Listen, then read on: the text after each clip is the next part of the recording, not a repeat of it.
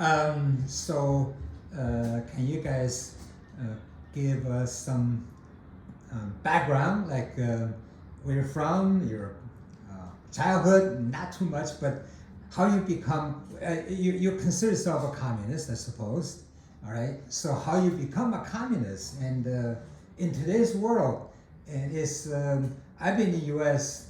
since mid 70s.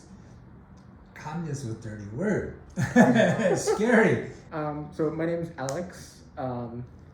I started getting involved with political organizing in the late 2010s, kind of around like the Bernie Sanders campaign and around like just like the Democratic Socialist stuff. And that was when I was in high school. And I started becoming more involved with like communist politics and learning more about communist politics after kind of seeing how that doesn't really work, how like a lot of the times like social democrats can't even get elected.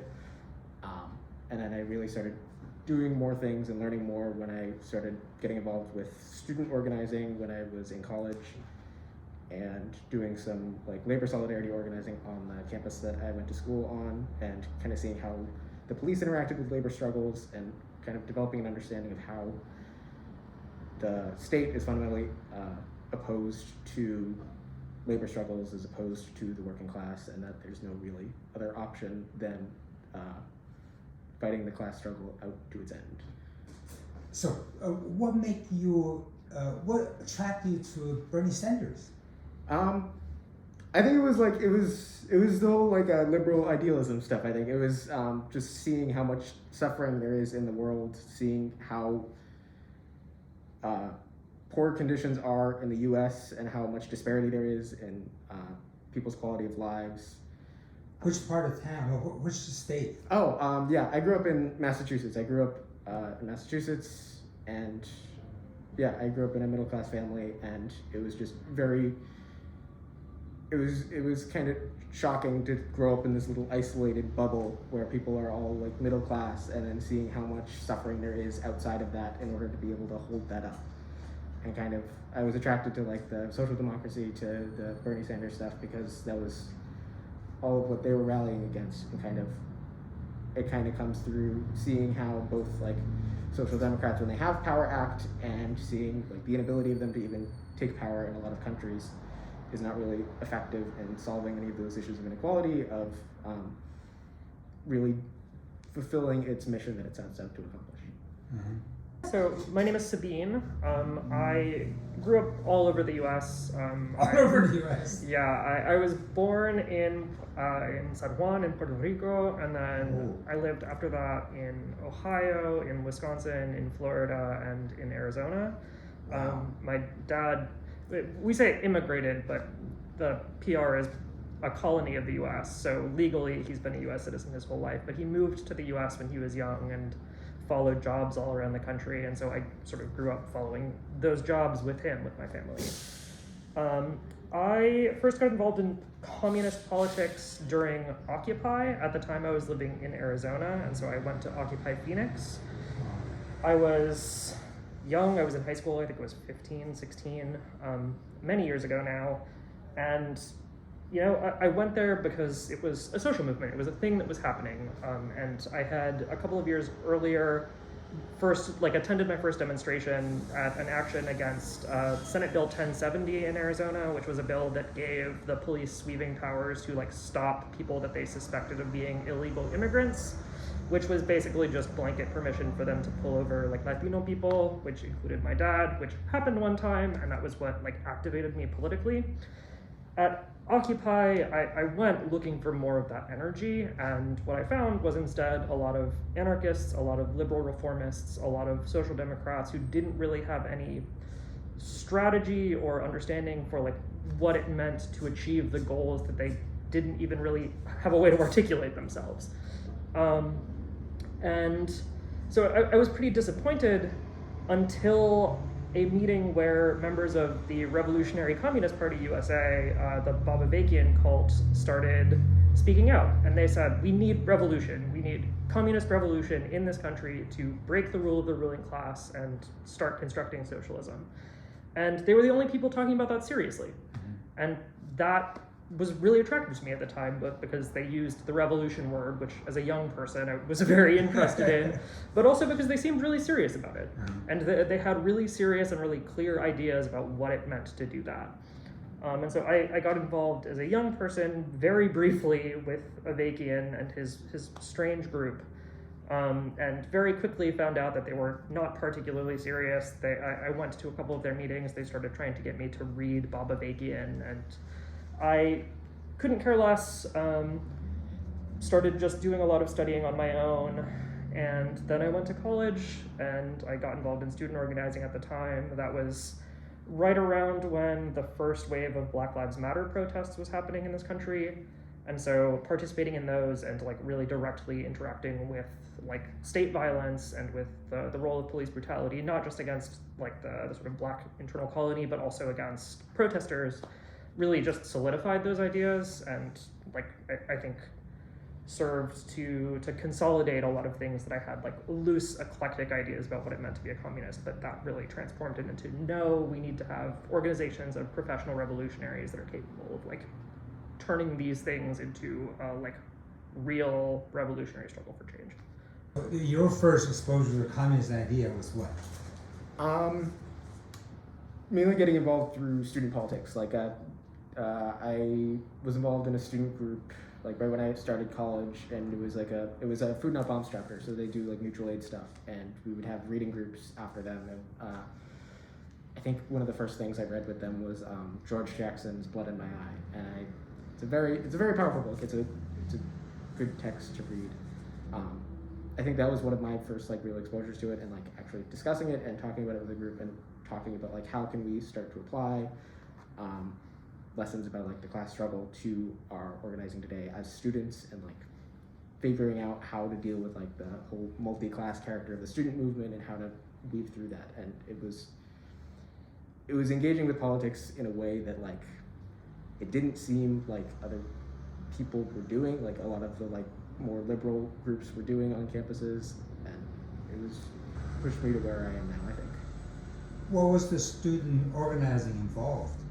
Like what did we do on campuses? Yeah. A lot of it was labor solidarity work. So there's all of the workers on the campus where I went to school to were unionized. So a lot of it was trying to get students out in support of labor struggles on campuses. And we kind of started to get into stuff talking about like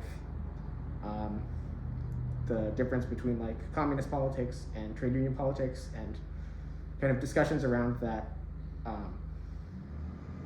I thought were useful, but we didn't really get to like actually talking through them as much as I think would have been helpful. We did a lot of like labor solidarity stuff. We did some anti-fascist stuff because this was I started school in 2020, so there was still stuff happening a bit in Boston, not as much as there were the years before, but we did a little bit of stuff there. This is with the Black Lives Matters related, or?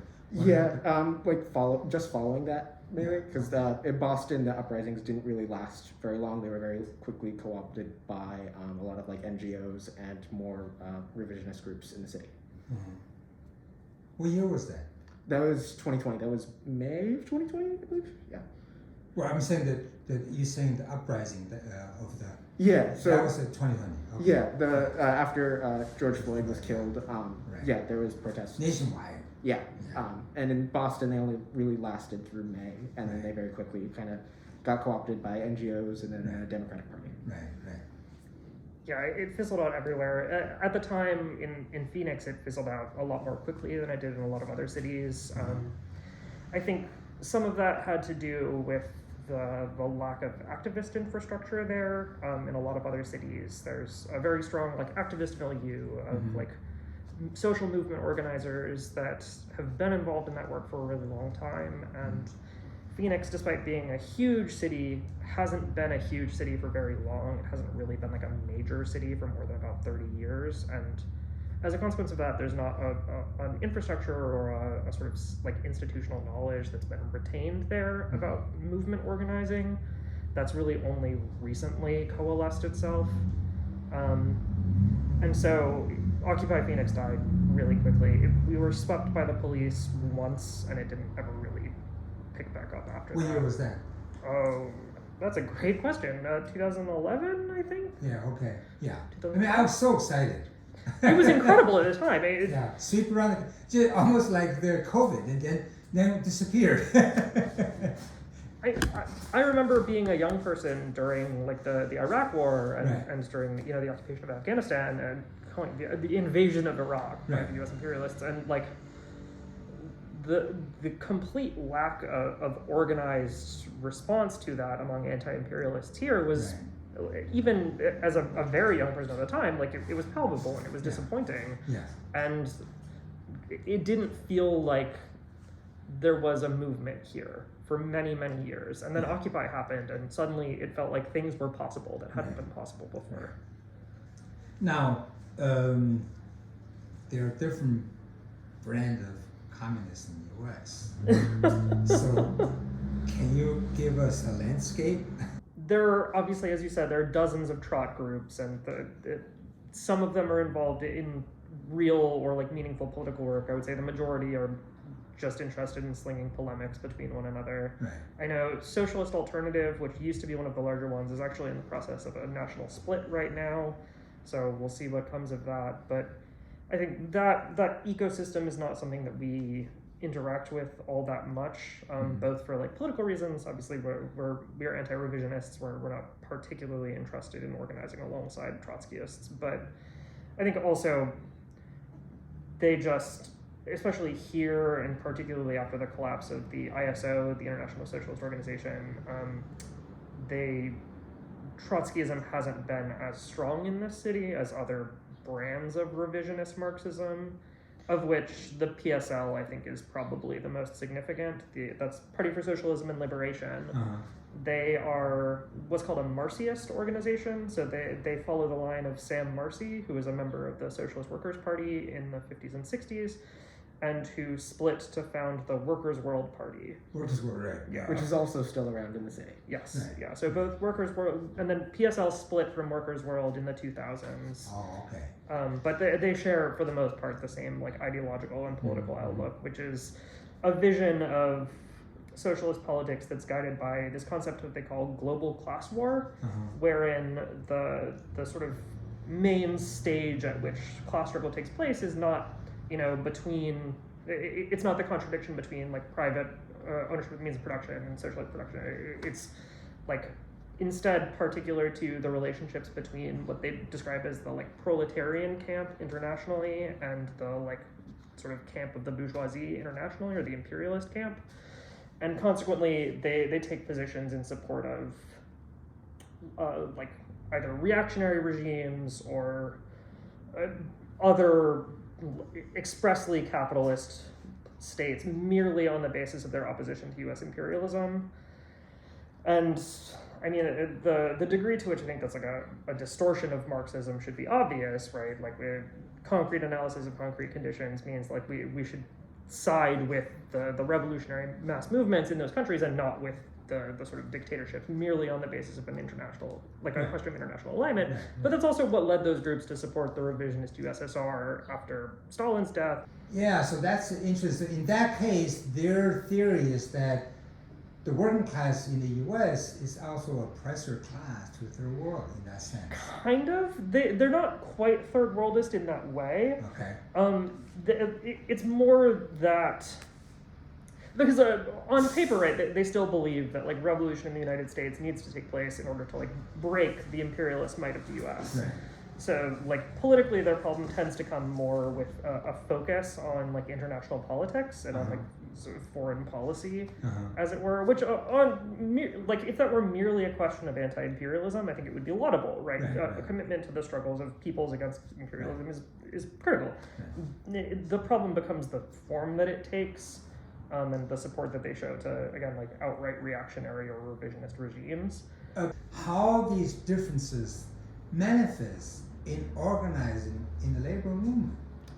I think, in terms of like openly like revisionist groups like PSL, a big issue with it is just like the degree to which a lot of their organizing is opportunism. So much of what they do is just attempt to recruit more people, to have a bigger party so you can recruit more people. It doesn't fundamentally have any way any real strategic line of how we get revolution in this country, how revolution happens anywhere, beyond we need more people in the party so we have more people in the party, which isn't a revolutionary line, it's just building an organization. It is also, so PSL significantly isn't as integrated into the labor movement as a lot of the other Trotskyist groups are. Their focus has more primarily been on social movement organizing. So they have a tendency to like interject themselves into like any number of social movements and take them over, turn them into like recruitment pools for the PSL, and then pack up their bags and leave and just abandon the shell of the movement without actually achieving any of its political goals. A significant one, they were involved in a group called Mass Action Against Police Brutality, which was what it says on the tin, right? It was an organization sort of fighting for the end of police brutality in Massachusetts and sort of on behalf of Black people here.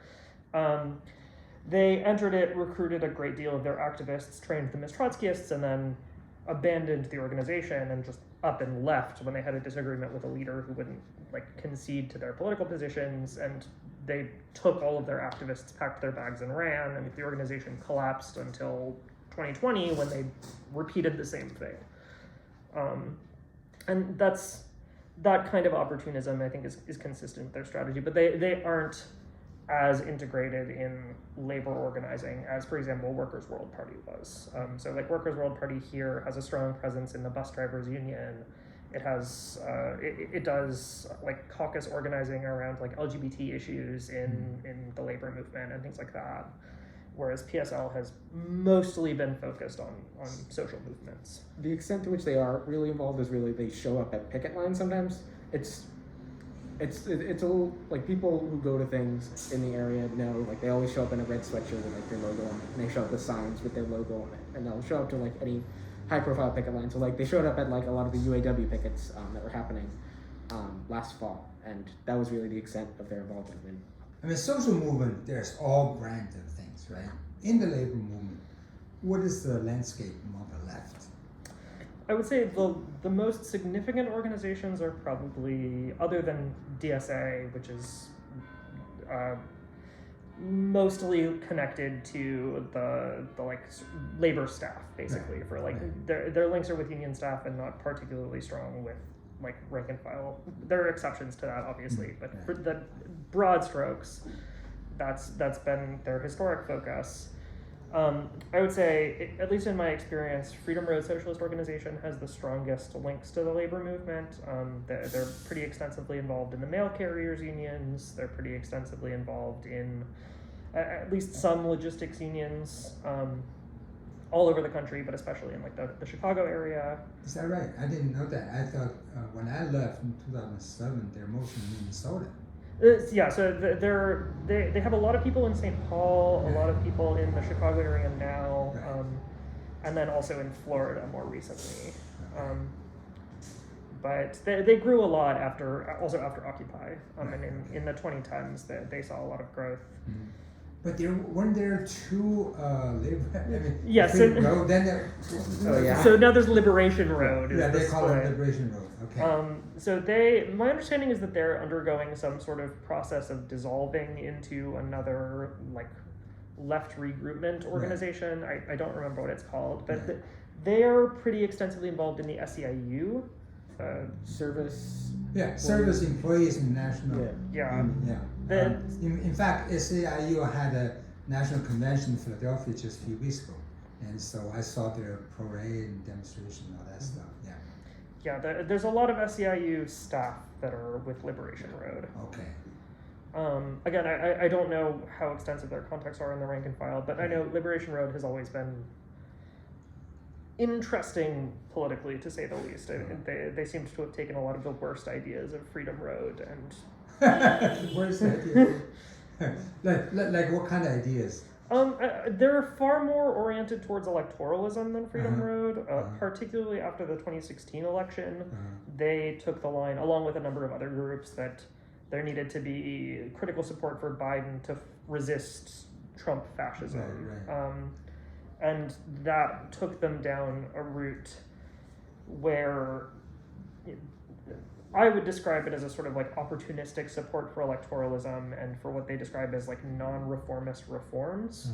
I think largely on the basis of identity politics and this sense that like, these are things that like Black communities are calling for them, and so we need to support these things to win the support of Black communities, which I think is But how that manifests in labor movement? In the labor movement, I think part of it is represented in the fact that they're concentrated among union staff. Okay. And so they're part of this professional apparatus of the union organizations that have, at least from our perspective, largely blocked the developing militancy of rank and file workers in this country. That's a broad strokes generalization, but at least the degree to which I've personally come in contact with Liberation Road and the labor movement, it has been as staff who are largely affiliated with like reform caucuses, and who are therefore like tied to the like official union leadership. What others? So you have some Trotsky groups. You have what else? I mean, DSA is. DSA, right? Yeah, DSA is one of the bigger ones. They I think along with Rizzo, they espouse like the rank and file strategy, I think they call it, which is basically just like they need to send more of their people into the union so that they have more people in the union, right? So that they can struggle within the unions and not necessarily struggle like externally to them, like on the shop floor or things like that. It's basically a struggle to reform the unions to take over the unions. Yeah, I think labor node participants tend to have that orientation. Yes. And they're all different groups, actually. I mean, I interviewed quite a few in New York City, and they have all different political stripe and beliefs, but they tend to have this. So every group will have different people. And it's a complex in that way. Okay, these are all called communists, but then among the people calling communists, how many call themselves Maoists? Very few. The Maoist left is young in this country. We had a long conversation about this recently within our organization, but I think from our perspective, the sort of new Maoist movement in the United States has really only existed since 2013, and it's only indirectly linked to the sort of larger history of anti-revisionist communism in this country, which is problematic. It has had to reinvent itself. Right. And as a consequence of that, it has gone through a lot of growing pains in the last decade. So from 2013 to 2018. What's 2013? What did the event happen? So in 2013, the organizing committee for a new communist party. Oh, okay. And their leadership split from Liberation Road and launched this sort of the organizing committee for a new communist party on an explicitly Marxist-Leninist Maoist basis. It had, I would say, a mix of good and bad political ideas. But that was the progenitor for the organized Maoist left in this country today. Since they sort of took the Frizzo name, since they changed from being Revolutionary Workers Headquarters, they retain the Marxism, Leninism, Mao Zedong thought, but don't necessarily recognize Maoism as a universal development of Marxism, Leninism. Okay. Their position is that China remains on the socialist road. I've been thinking about it. What does Maoism have to offer to the people in the industrial society? It's a big question. I mean, what is universal about Maoism? And I think this gets down to the differences that we have with, for example, Freedom Road, right, which perceive Maoism to not be universal, and there's just this sort of nebulous Mao Zedong thought. So from our perspective, and I think sum it up very briefly, the sort of doctrine of continued revolution under the dictatorship of the proletariat is, if not the singular, certainly the key link in what defines Maoism as a qualitative leap from Marxism-Leninism. How is that relevant to to industrial society, imperialist country? Well, we're not socialist. So far we have not yet won a socialist revolution, but when we do, the question of the Cultural Revolution is key. Right. The question of smashing the old, of sort of really carrying it through a revolution, not just of the ownership of the means of production, but also in the superstructure, and about ideological struggle. And that also means in the period of not just socialist construction, but in the sort of pre-revolutionary period where we are fighting to constitute a communist party or reconstitute a communist party, and then fighting to actually carry out revolutionary struggle, it means stalwart anti-revisionism. It means commitment not just to like Marxism in name, but to the like living soul of Marxism, as concrete analysis of the concrete conditions. It means creative application of the lessons of Paris, of the October Revolution, and of the great proletarian cultural revolution. So what kind of organizing you do today? So we do a mix of things. So we're part of a mass organization called Mass Struggle, which does work both in the labor movement as well as in the housing movement in Boston. So Boston has a really colossally high population of renters who are themselves also workers. And as a consequence of the particular conditions of capitalist production in the imperial court today, where a lot of more traditional models of like socialized production, like factories are dispersed and also not concentrated in the Northeast. We have a handful, but they're either arms factories or biotechnical. We have some canneries, but we don't have industrial production here in the same way that there is in the South or in the third world or the bill was 128. Wasn't that a lot of? That was, yes, and it that still is, or not so much anymore. So what people do, how they make living? So the majority of workers in, again, like Boston specifically, work in the healthcare industry or work in the sort of periphery of the universities. So it's service work specifically. Yeah. And then there's also a lot of people who work in like the technology industry, particularly in Cambridge. But that is also like very dispersed, particularly after like a lot of people shifted to remote work, which makes like labor organizing around that. Shift to what? Shifted to like remote work. So like I see. a lot of people like. So they can go to some other city who's cheaper and housing is cheaper. And that happened. A lot of people moved to Philadelphia for that reason. That's driving up the Philadelphia prices. Here the exodus has been largely to Rhode Island, to Providence, which is a more traditionally industrial working class city than Boston. Right. The kinds of large-scale socialized production don't really exist. We have a logistics sector here, but even that only employs like a small number of workers in, like, for example, Amazon warehouses or the UPS center that we have on the South Shore. But as a consequence of that, as a consequence of the sort of breaking up of large workplaces and the concentration of workers into smaller workplaces, mass labor organizing is a lot more challenging where it's possible at all. As a consequence of the particular conditions here, the high concentration of renters and also the astronomically high rents in the city, there's a lot of potential for organizing tenants in the struggle against landlords. And that also gives the opportunity to sort of draw masses of people into the struggle, but also to link up with workers and like identify like flashpoints of the working class struggle that might otherwise be sort of hidden under this like dispersed character of production. And so that has been our orientation for about like a year and a half, 2 years, has been working alongside tenant organizations to try and like either like advance that struggle where we can or broaden it elsewhere. And that's, in the last year, it's taken the form of doing work organizing tenants of a nonprofit neighborhood development corporation in the primary neighborhood that we work in. So these neighborhood development corporations are, Audrey, do you want to speak to that? Yeah, sure. So they're basically nonprofits that get money from the state being like the local state, like the area, Massachusetts. They get money from Massachusetts basically to build affordable housing or just housing in different communities, and then they use this money essentially to funnel it into private companies that operate as like property managers in order to manage their properties. And oftentimes they manage these properties very badly, and they force people to live in very bad conditions. So one of the areas where we organized around, that was exactly what happened. And it was there's a lot of people who who like get assistance for paying their rent in these apartments, and they're basically operated by incredibly abusive landlords under the supervision of the NGOs, which are funded by the state.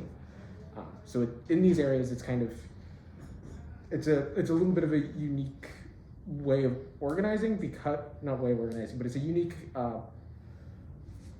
way people relate to the state in these areas, because their landlord is so directly tied up with the bourgeois state in a way that generally they are not.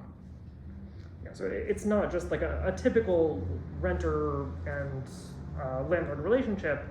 Like, obviously the landlord has the backing of the state in the class struggle, because that's what the state is. But the actual confrontation is almost always directly between the worker and the landlord. In the same way that like the sort of struggle between like a worker and a boss at a workplace is, it's cut and dry. But the sort of role that these neighborhood development corporations play is they, as you said, they funnel state money into like private construction firms and then also property management firms. And so in our case, the NDC in question, its board of directors is made up of the board of directors of the property management firm that it employs, despite the fact that it's a nonprofit and all of its funds come from public sources. And Public sources, you mean state? Yes. Okay. Yeah. From taxes, actually. Yes. From taxes, and then also, to some degree, federal government grants as well. Right. But they then funnel that money into the pockets of a property management firm through having that property management firm actually like manage the tenants. So they pay them for that service and basically just redirect the funds to themselves. And you know, you have on one hand a sort of like austerity style reduction of services to the tenants. You have like poor facilities, poor conditions, buildings that are literally falling apart or rat infested. But the actual owner of the properties, like in name at least, is a non-government organization that presents itself as a community-oriented group, that presents itself as being anti-gentrification in this way or that way. And really, they are opposed to gentrification in the sort of like mere fact that they can ruthlessly exploit the tenants they currently have living there indefinitely and draw raw profits from it. And change to the character of the neighborhood tends not to be in their benefit, because they are like themselves already like landlords. And so, and like, for example, the JP Neighborhood Development Corporation, which is the one that we have historically been organizing against, owns, I think, like 60 properties around Jamaica Plain, something like that. It's a good chunk of like what people rent in that area. 60 property, each property consists of one house or apartment? Apartment buildings. By and large, the residents of these buildings are either immigrants, in some cases undocumented immigrants, or they're on rental assistance. Largely their primary language is Spanish or Haitian Creole. And they take direct advantage of that, right? Like they'll have a building where there's some Haitian speakers, there's some Spanish speakers, and there's some English speakers, and they do those things deliberately to make it more difficult to organize themselves, because they purposely mix them. Yes. So they don't speak the same thing. Exactly. Yes. So they cannot be united. Yeah. Give me some specific example. How do you organize in that situation? Door knocking? Yeah, so door knocking is part of it. Part of the difficulty is like a lot of people who, so like we said, a large amount of the population of like the subsidized housing, the housing in these neighborhood development corporations is people who don't speak Spanish, or people who don't speak English, people who are immigrants, and a lot of the times because of that don't necessarily know like labor rights. So a lot of it comes down to like telling people what basic rights they have, even under the framework of like the state. And it just becomes very difficult because there's oftentimes not a huge sense of community in a lot of these buildings because of how fragmented people are, because you can't talk to your neighbor easily. So difficulty is the answer, I guess. Yeah, but a great deal of door knocking. The piece of it, and the reason that we've focused our efforts on the building that we have, is because the fact that the landlord is this like neighborhood development corporation means that it's possible to organize against it like without just relying on the tenants of its buildings. So traditional tenant organizing involves door knocking all of the tenants in a building, getting them into a group, and then leveraging the power of that group to withhold their rent to force the landlord to come to terms with you. And that's still something that we're working to do in this case. but we can also put outside like public movement pressure on the landlord itself, because it is in fact beholden to that kind of, like it has to care about its image in a way that like a corporate landlord doesn't. A corporate landlord doesn't care that people think that it's nasty. Yeah. But a community nonprofit that's receiving millions and millions of government grant money does. And that has a sort of dual benefit of, on one hand, enabling a larger exposure of the relationship between that landlord and the capitalist class and the bourgeois state. But it also means that it's more vulnerable to attack from the outside than other kinds of landlords are, and that's something that we've been working to take advantage of by like organizing like public rallies outside of their ownership. We've been putting up big character posters on the building that they own, and sort of doing that in conjunction with, and also in order to mobilize people to support the work of door knocking, to try and like organize the tenants into an organization of their own. I don't think we've had as much success with tenant organizing. In some of the labor work that we've done, we have had more success with that, particularly around like the healthcare industry. Some of the places where we've been involved there, people have been very successful in like mobilizing people for like more socialist politics by agitating around a lot of the suffering that was seen throughout the throughout and following the COVID-19 pandemic. Because a lot of people who are working in healthcare are very like privy to the fact that like people are still dying all the time, and a lot of the people who are exposed to that constantly are very easily politicized around ideas, even if they're just very basic things like universal healthcare. But it's easy to talk to people about socialism, about revolution, in the context of people seeing that much suffering every day. These are mostly nerds, or Yeah. So this was particularly successful where we've been involved around the healthcare industry. So principally nurses. Some other workers in the healthcare industry. Primarily nurses, yes. maybe even some doctors. I don't know. Yeah, some of our comrades are organizing doctors' unions right now. The Committee for Interns and Residents is the first union of its kind in this country, and we are pretty close with folks who are in that organization doing similar work. But here, at least, our focus has been on a campaign to build an organization of both professional healthcare workers, so nurses and social workers, but the union campaign also included the employees of some of the nonprofits that healthcare owns separately. A significant one was the Boomerangs, which was a thrift store here that had a couple of locations. That organized last year in conjunction with a healthcare worker organizing drive of actual medical staff at the hospital. I think the push for making that drive as a wall-to-wall union drive was from a class struggle orientation, right? A wall-to-wall union of all of the workers is much more powerful and much more significant than ones that are just isolated into silos of merely professional workers, because that reproduces an ideology of, oh, I'm a professional worker, I don't have the same interests as a cafeteria worker, when that's not true. Significantly, it was SEIU staff, in many cases SEIU staff affiliated with Liberation Road, who pushed against that effort, because they saw an easy route to a quick election win and a quick contract win through conciliating and working backdoor deals with management and merely organizing the social workers that they knew they could win, and that would get them a contract and it would get them union dues, which would pay their staff. And that was opposed to the interests of the workers in that struggle. So wow, complicated. And so, but then you say the healthcare sector organizing, you were able to bring people a higher level consciousness, organization, and everything, but it's less visible among the tenant organizing. Yeah.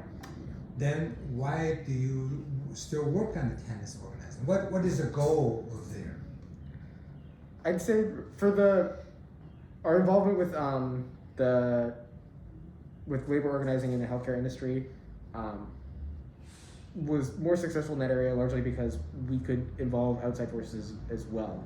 When we were doing that, the people who we were working with, who were on the shop floor, made the tactical decision to involve SEIU basically in that unionization effort, which functionally allowed them to be able to wage the struggle that they did on the shop floor for that politicization.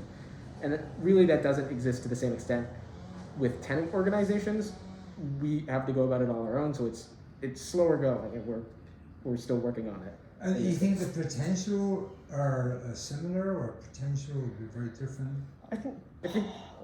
I think there's definitely a capacity for like further political agitation within tenant organizing spaces. It's just more difficult to create spaces where tenants get together to organize than it is for people working on the same shop floor, Right. because people can be pulled from Socialist production, some kind, right? yeah, they can be pulled together into like the same union. They see Right. each other every day. When you're in an apartment building where you don't speak the same language as your neighbors, it's more difficult. I think certainly there's still a capacity for that, which is why we're still involved there. It's just more difficult. It's more still going because we're doing the work of that. Where with labor organizing, a lot of times we can work with existing unions, even though we have our gripes with them, in order to create spaces where we can pull people together and like distribute shop floor papers, talk about like political issues that aren't directly related to the immediate economic struggle. And in fact, in those cases, we have the advantage of having a pretty systematic criticisms to levy against the union bureaucracy and against the union staff, and that being able to offer those criticisms in a way that sort of joins them with the criticisms of the bosses, or the criticism against the bosses, it enables a deeper kind of politicization on the shop floor than is possible where in a city like Boston, where there's not a like strong tradition of tenant organizing. So we don't have, there are a handful of like tenant unions here, City Life Vida Urbana, which was formed by October Road, October League. So they've been around since the 70s. And Are they still around doing the tenant organizing? yes. So there's them, and then Greater Boston Tenants Union, which is a DSA mass organization. They have some non-DSA people, I think. That's true, like us. But we're in some ways able to work alongside them to do this work, but the amount of resources that they can bring to bear is very different than, say, the SEIU.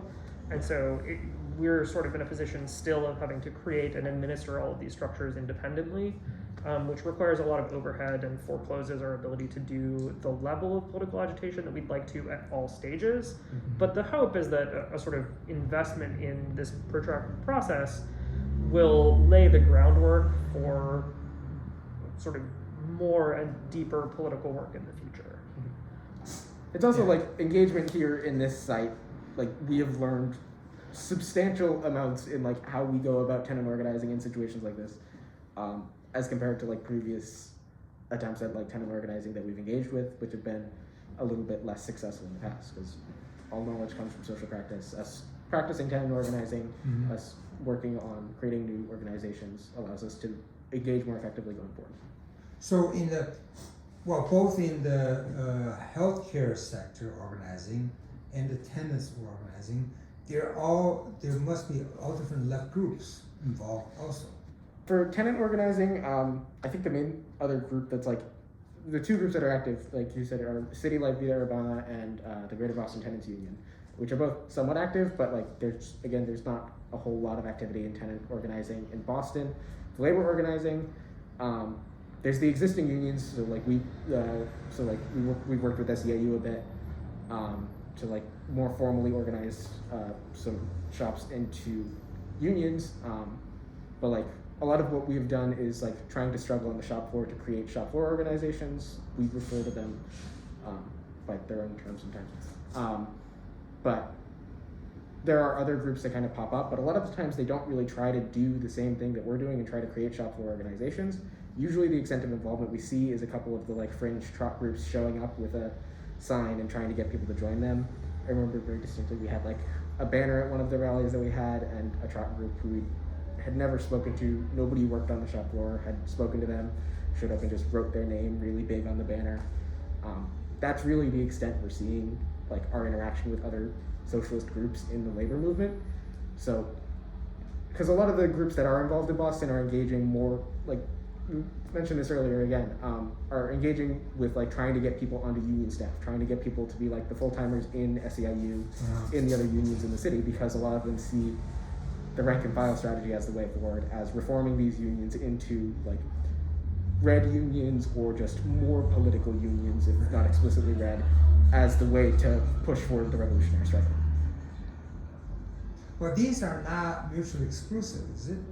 No, certainly not. And I mean, that's been our position as well, right? Like, we don't have anyone who's currently union staff in our organization, but we do, for example, like we deliberately worked with SEIU in the context of healthcare organizing, specifically because we thought having access to those resources would also give us the opportunity to like, A, win the struggle, and consequently like broaden the like network of workers that we're working alongside and helping to organize, and also give us the opportunity to agitate against SEIU and SEIU's sort of like either anti-worker or reformist role in the labor movement.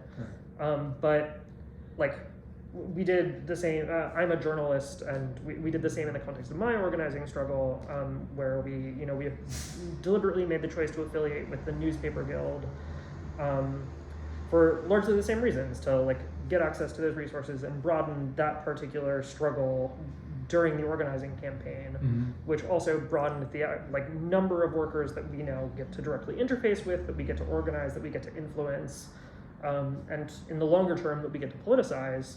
Like in so doing, right, like it opens the possibility for struggle within the union as well as struggle like where necessary against the union bosses or the union bureaucrats.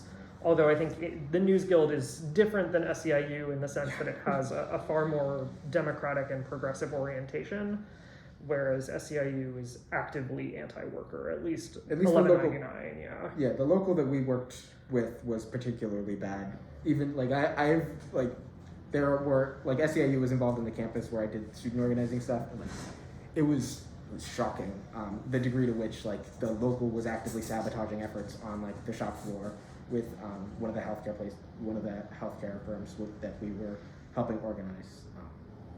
Can you give more specifics? Trying to sabotage different efforts to unite workers across different sectors within the same firm.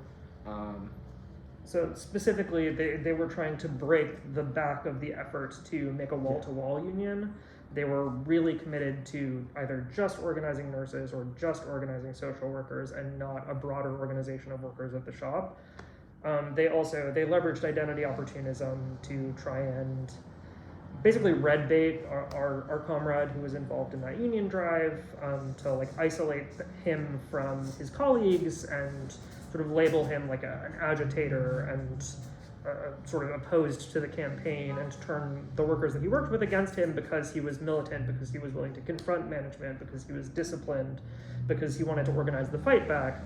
Their specific outlook was, from the beginning, we want to have like a closed door meeting with management and put together a neutrality agreement with them, and like we think that they'll support this organizing drive and they'll support unionizing here.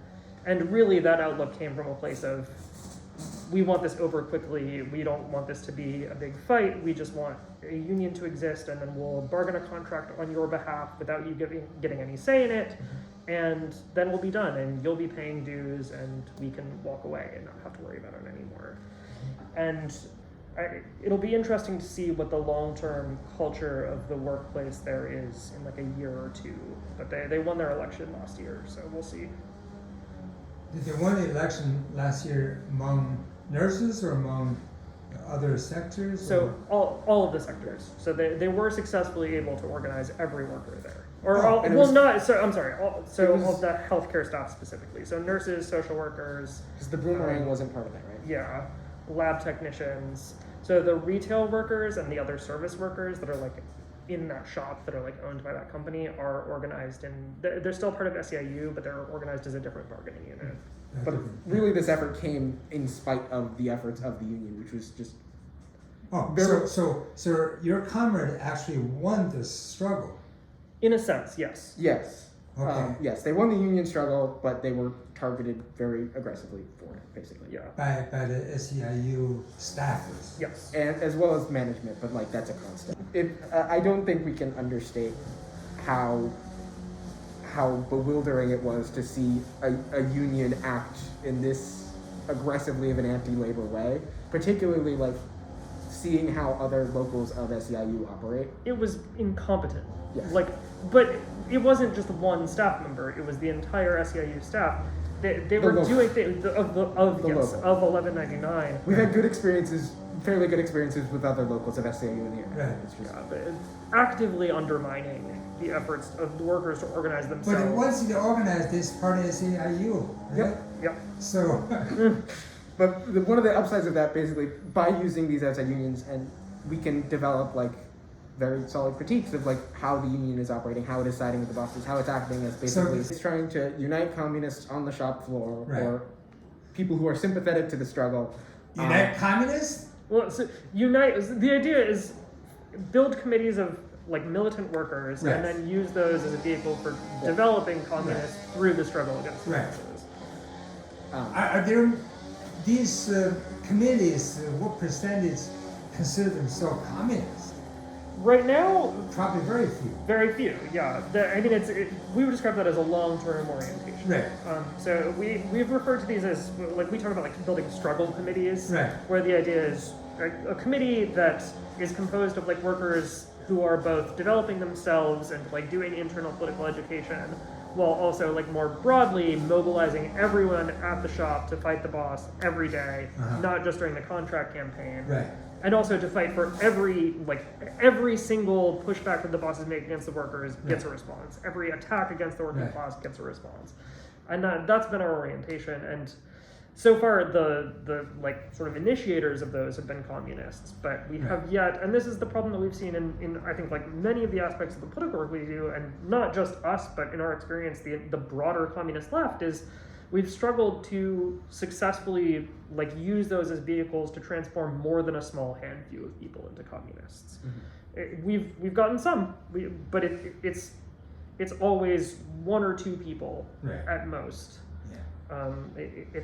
We've gotten one or two at my shop. We've gotten one or two in other situations, but it's been a struggle, and I think that's the question, as far as we understand it. It's before the entire like Maoist communist left is how do we actually bring Maoism to its home in the working class?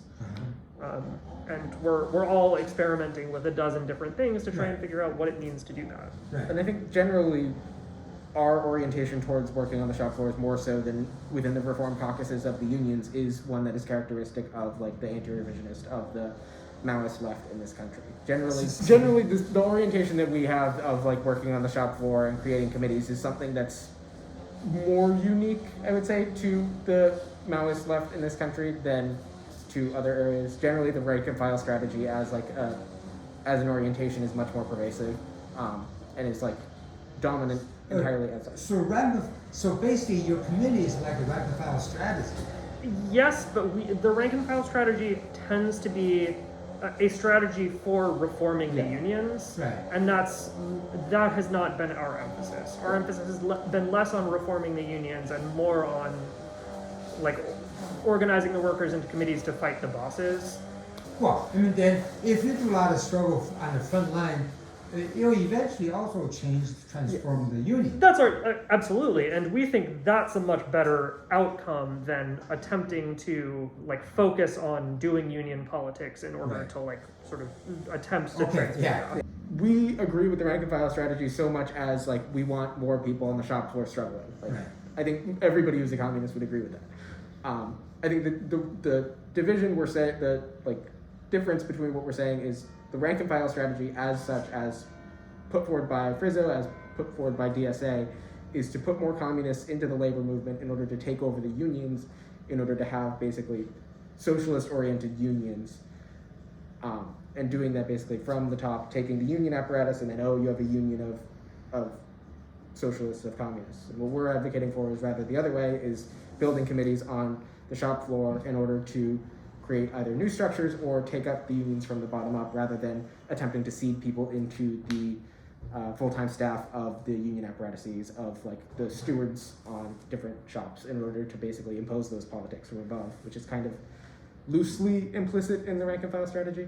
Yeah, I think if we lay it out in terms of steps, right, like we see the goal as heightening the struggles where they exist between workers and bosses, and using that as a vehicle for, in the long term, building a revolutionary working class movement, as opposed to a strategy of trying to like win leadership of the unions in order to basically we see build the fight on the shop floor as a way to transform the unions, as opposed to transform the unions through putting socialists in leadership of them to then develop the shop on the or develop the struggle on the shop floor. Well, yeah. So because for me as outsider, I see they're not mutually exclusive. No, absolutely. I mean, like I don't think if we had somebody on a shop floor that had the opportunity to become a steward, I don't think we would be ardent opposers of that. Of course, I'm a steward. Yeah. I'm a steward. I'm also I'm the chair of my union. Like Right. I'm on the executive committee of my local. It's just that's not like our focus. Right. So how about give us more concrete campaign that you engage in for the labor movement? How do you do it? How do you go about it? What was the first step? Part of it is like trying to consolidate the basic core of like intermediate and advanced contacts on the shop floor. So our person who was there did that by and large and had a decent number of people who they knew in their shop who were like either politically aligned or were open to the ideas they were espousing. And generally what they built off of that was building up a shop floor paper in order to basically have like narrating their union conflict, the conflicts both with the union in the attempts to organize it, like we mentioned earlier, but also trying to connect that struggle back to the struggle, or different political struggles that were happening at the time, particularly around the continued deaths that they were seeing from COVID. And they were basically attempting to unite the political struggles that were happening, that people were able to be united around with the existing economic struggle on the shop floor. So you have people who are nurses or some other social workers or janitors, whatever, in the hospital. Mm-hmm. Do they openly organize? So at the time they were organizing underground. During the election campaign, they were, they would talk surreptitiously with their coworkers about like, oh, like what do you think about like unions, or like how are you feeling about like work? Right. What problems are you facing? Right. Let's talk about like what you can do about that, and sort of go from a like, these are the struggles you're dealing with, this is what we can do. The weapon that we need to use to do that is building a union. And would like then bring them into like after work like secret meetings and build like an organizing committee to develop the union. And so they would move from that stage to then, okay, so like now we have a committee of people who are like all willing to organize against the bosses, like who are all committed to this drive. Well, I mean, the initial people from your organization or from somebody else, how long did they stay there to start organizing? He was there, so he had worked there for a year before the organizing started. Okay. I think, right? Yeah. Like 16 months before they started. I mean, what do? You go to people's houses, you organize meetings, how do you? We helped with some stuff around meetings. A lot of it was distributing shop floor papers. We helped with some rallies that they had outside during the contract struggle. When the organizing went public to just after the union election was victorious, and they were putting out like a lot of articles. So we were helping with that stuff, a lot of it. And so the hospital did not harass these organizers? So after they sort of so when we talk about like a union election campaign, we always talk about like a go public date. So generally you want to keep the organizing underground for as long as possible and build up as much strength as you can and talk to as many coworkers as you can, get their support, get them on board, know this is a person who I can rely on to take action when we need it, until the point where you've hit like okay, we're ready to tell the bosses like we're doing this because we're strong enough that we can resist. How do you know when that is? So a lot of spreadsheets. It's keeping track of like who you've talked to on the shop floor. So what's the standard you use?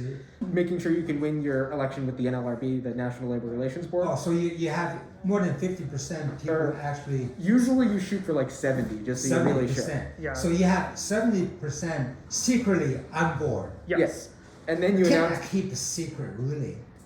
Especially in a large firm like that, and that's what happened. Yeah. So I was actually going through so I also organized a union at my workplace 2 years ago, so around the same time frame. And it was happening sort of simultaneously. My shop is a lot smaller. It's how not many? a whole hospital. There's 50 people on staff. Right. So it was much easier to do, and we were able to reach, we hit 80% before we went public. The boss had no whip of. Oh, none. And they were shaking in their boots. They were terrified when we went public, which was very beautiful to see. But the hospital. The hospital, they hit 48%, and basically, someone snitched, and so they had to go public earlier than they intended to. So they went public with barely more than 50%, which was, it made the election a lot harder. Yeah. Because now the bosses had like 90 days basically to counter them and to create an anti-union campaign. Why 90 days? Once you say you're organizing, but you don't really petition for NRB election. Do you right away when you go public? When you go public, Usually. yes. Usually when you're public, that's when you're submitting your petition. And so generally the go public date is when you present your demand for the boss to voluntarily recognize you. Okay. And when they don't, then you submit the petition for election. Okay. And so that's like, so the idea is, like in our case, we were like, okay, if we get like 85, 90% before we even go public, they'll just recognize us. We won't even have to go to a vote, which they didn't do. We still had to fight an election, but we won. But we won with an almost unanimous vote. There was no reason for them to push it to an election except that they like wanted to try and fight, but it made it worse for them. Right. But the opposite happened here. Bosses had 3 months to basically fight back against a campaign that had half support of the workers. At least half support that they knew of. Right. And so... Do you have a list of names? Sorry? Oh, yes. Exactly. Okay. You have to have, in order to submit the petition, you have to have, I think, to give the NORD petition, you only have to have 25% to say we want to file for an election. Right. But then, obviously, to win the election, you need to have 50. Right. You won an election doesn't mean the boss will negotiate with you. No. And that's, in my case, it took 4 months before the boss came to the bargaining table. Well, how do you force them to the bargaining table? We walked out.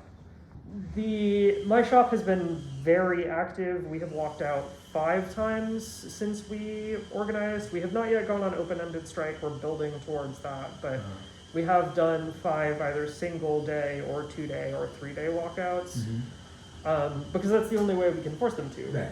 I work for one of the largest newspaper companies in the country, and they're a colossal fucking pain to get to do anything. We fight them at every single step over the smallest thing.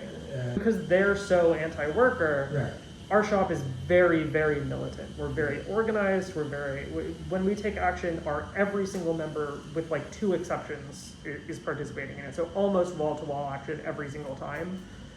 And we've been militant. You know, if the bosses fuck with us, we punch them in the nose. Right. And if they don't do what we want, we punch them in the nose. And we have not been shy about punching them in the nose. Right. Really constantly over and over and over, to the point that they're like scared to fuck with us, which is what we want. Right. But on the other hand, it's been a harder battle to develop political consciousness.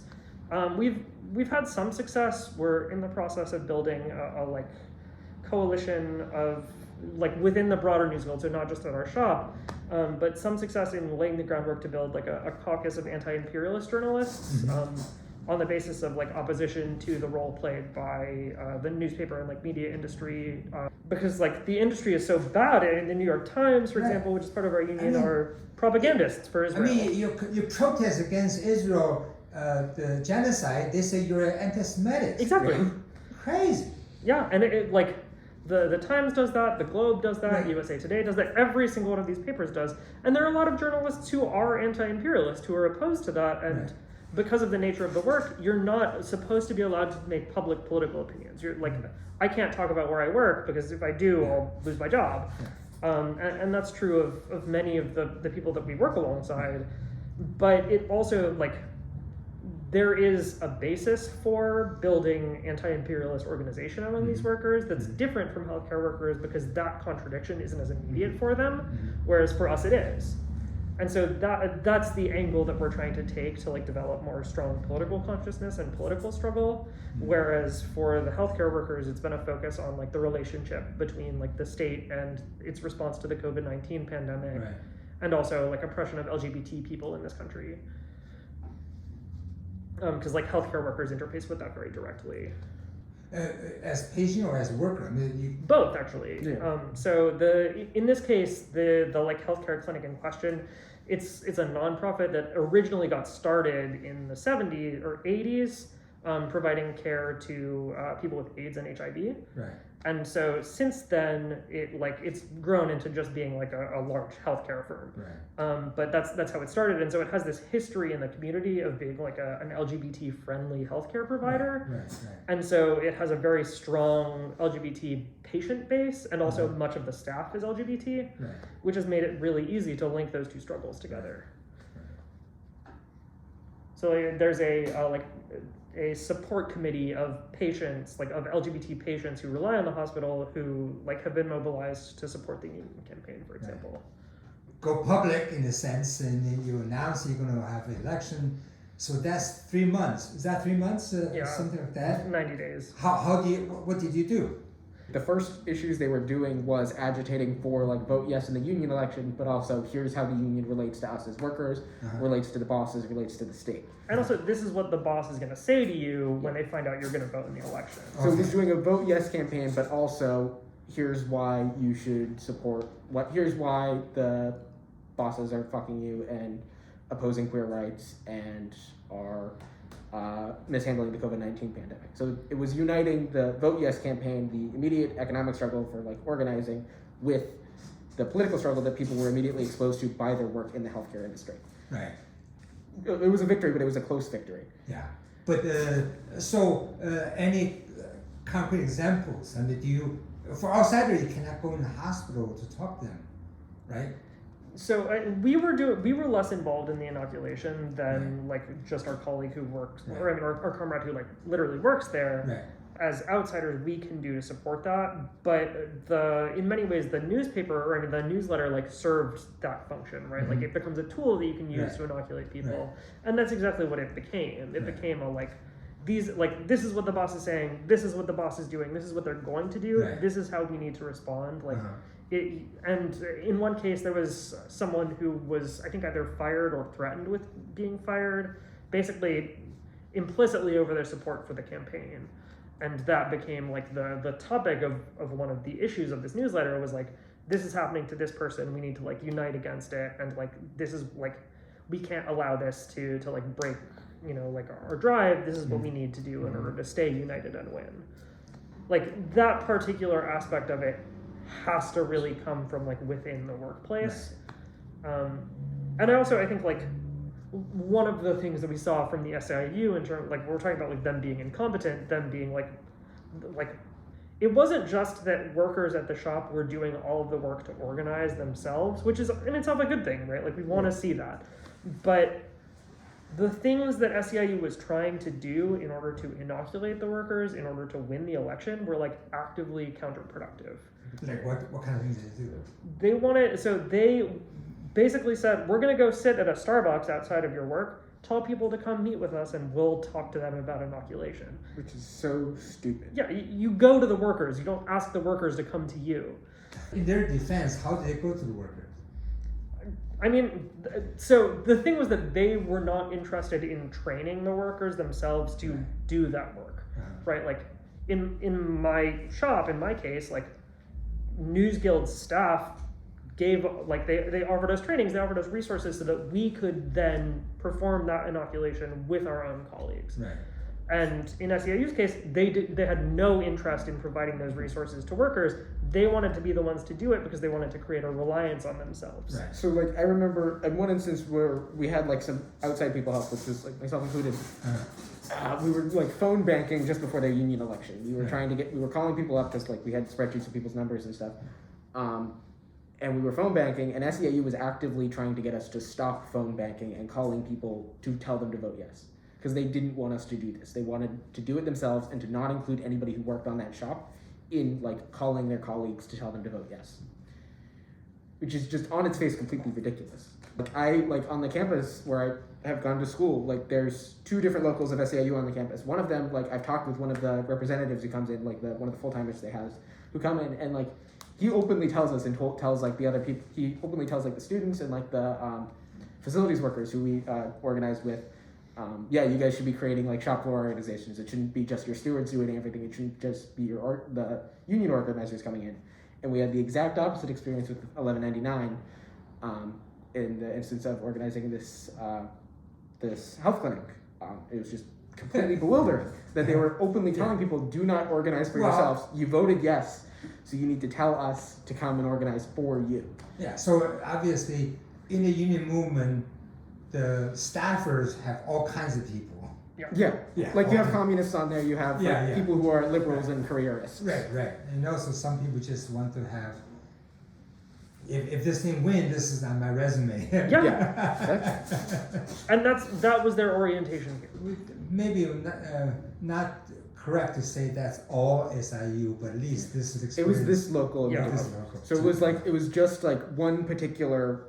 So it almost ruined the chance of the election. Other cases, some people says, well, if that's the case, why do we go SEIU? Why don't we go for other workers or some other unions? I mean, why do you pick SEIU? I think maybe we would have picked a different local had we known this beforehand. Right. We had not worked with that local beforehand, and they're one of the ones that organized as nurses. The different unions we've worked with before don't organize in healthcare. Right.